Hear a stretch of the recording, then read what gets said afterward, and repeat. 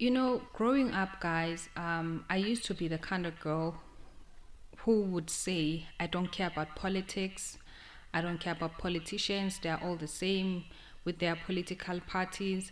I used to not care about economical global changes of the country.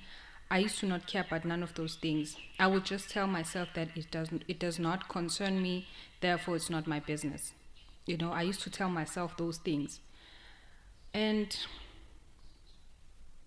as I grow up, I realized that actually that was the biggest lie I ever told myself.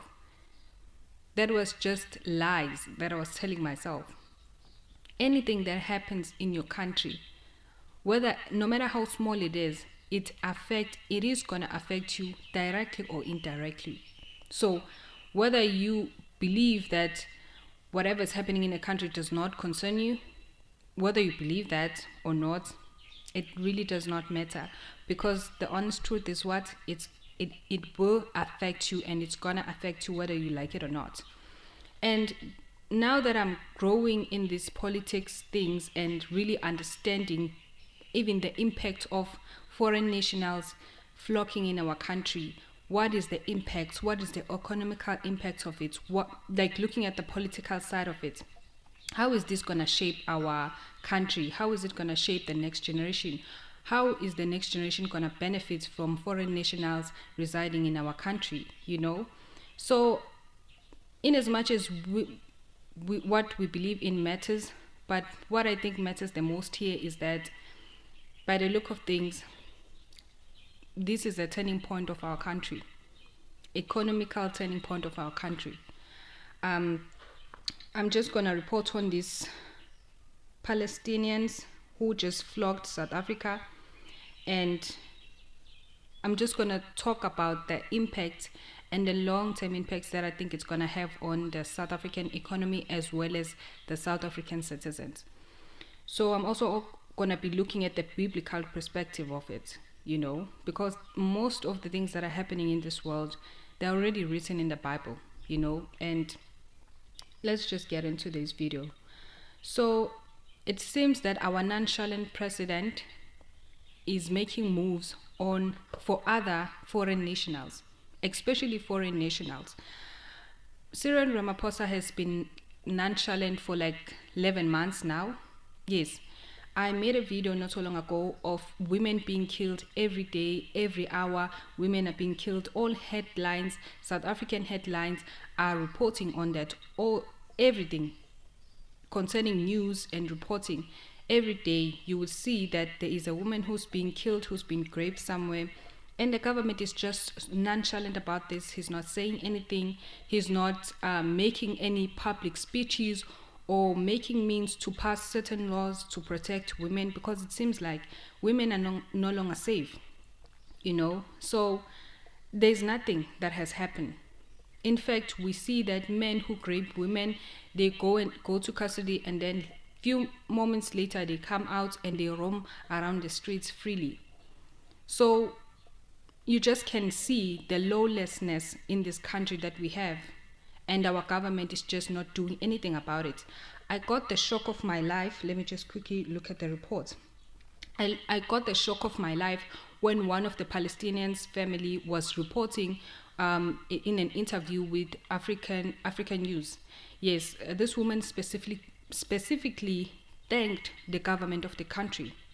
She said that they have been stuck for nearly 12 hours as they were denied entry into South Africa, and the government of South Africa granted them entry to get into South Africa. Remember, these people are refugees. They are undocumented foreigners in this country, more than 200, because they said on news that this is the second group of Palestinian refugees who flocked South Africa. This is the second group, and it's more than 100 people. So I'm estimating that we have more than 250 Palestinian refugees who are here in South Africa.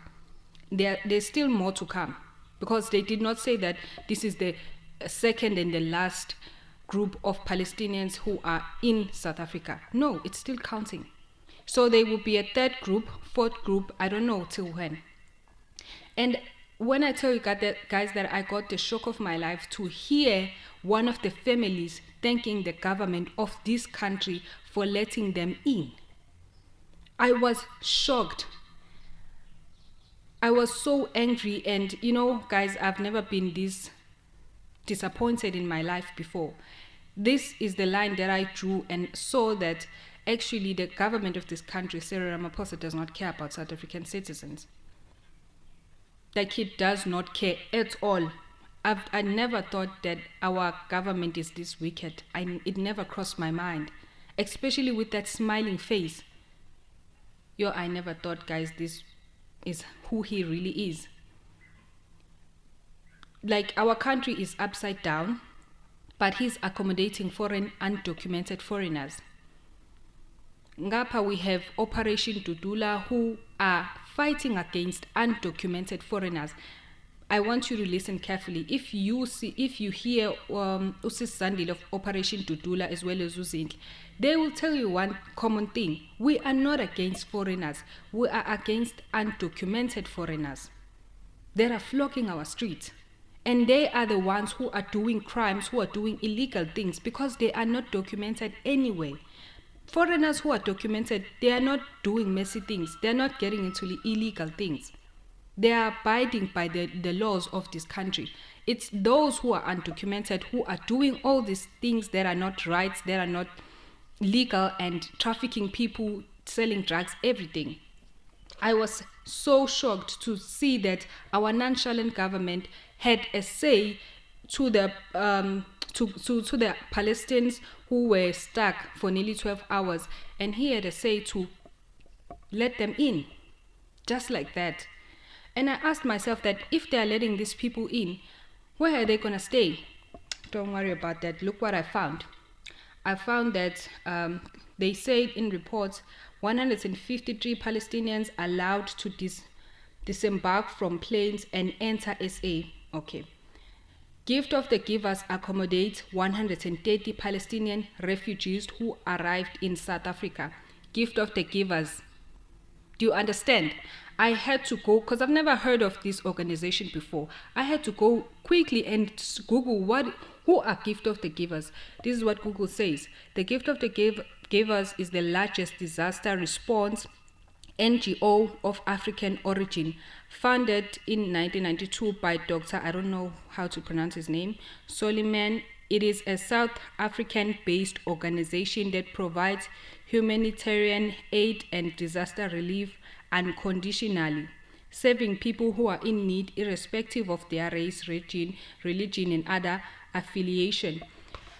I've never, in the time span of 6-7 years, South Africa has experienced floods. A lot of people have experienced flood 3 or 4 years back, and they still don't have shelters even till today. The government has never assisted them in any way, shape, or form. All the political parties that we have in this country has never assisted those families. Others, they even went as far as building themselves shacks because their houses were destroyed during floods. Some of them, they never got to bury their family members because they were buried underneath the houses. And I've never heard or seen this organization that's called Gift of the Givers. But now we are seeing this organization being a helping hand to the Palestinian refugees who just arrived in South Africa.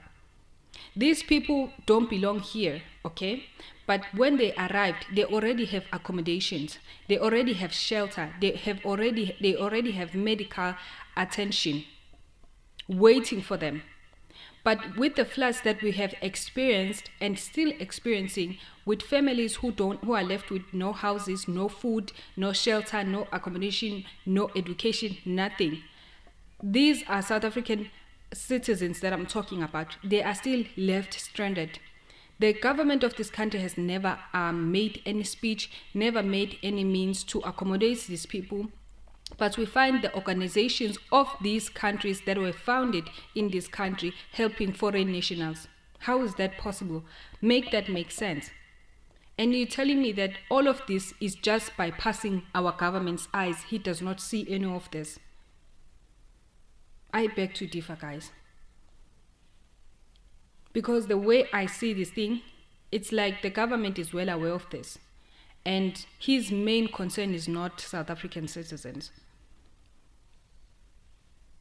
As well as the organizations that we have, as well as the organizations that we have in this country that are of good use to other nations, but they are not of good use to us as South African citizens. Let's be honest, we had experienced floods 2-3 years back, but there was never any government intervention. No NGOs who went there and helped the families that are in need. Still today, there are people who are suffering. They don't have houses. Their houses were destroyed during floods, and they are living in community halls, in shelters that are not well facilitated. They are living there because they have no other places to go. They are not receiving any grants. Nothing. But these Palestinians who just arrived in South Africa, they are receiving all the care and the medical as well as the financial accommodation help that they need. They are getting everything all at once. How is that fair? Let me just quickly read you this, guys. It says, it's in the Bible. It's Deuteronomy 28. It says, foreigners who live in your land will gain more and more power while you gradually lose yours. They will have money to lend you, but you will have none to lend them. In the end, they will be your rulers. And I see this happening and unfolding in South Africa. All nations, as soon as they experience chaos and war in their countries, they come straight to South Africa. They don't care how long it takes for them to get here. They will bypass all the African countries, other African countries, and they will come straight to South Africa, as if South Africa is a continent. They will bypass all other countries in Africa, and they will come straight here to South Africa. But I'm not surprised as to why that is happening, because we have a lawless government who is governing us. Some other countries, its citizens don't even have to bother fighting foreign nationals who are destroying their things as a country. The government fights for them, but our government is not fighting for us, is nowhere near close fighting for his South African citizens. It is just the way the Bible says it is. These people are coming here to rule. And when they were asked what is the next step forward, they said, oh, thanks to the government of the country, we are going to start our lives here. We're going to start new. We are going to just start our lives here. We're not going back to that country. All thanks to the government of the country. Wow. South Africans, I don't know who needs to hear this, but we need to wake up. Because by the look of things and the way this country is taking a turn, it seems like our grandchildren are not going to have land in this country. Yes, they're not going to have land.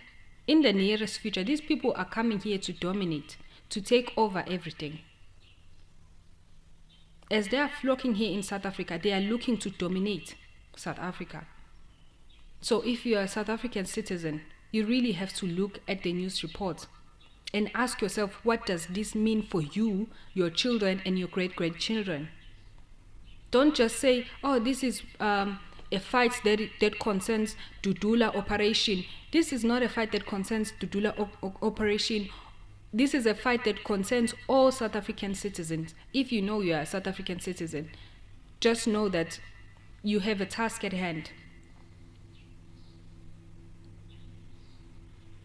We have to really look at what's at stake. Because the way that this is happening, these people are already in safe hands, being provided for by our politicians, by our government. What does that mean for us as South Africans? Look at the unemployment rate. Look at the shelters, the houses that we live in. We really have to ask ourselves, what is the next step for us South African citizens?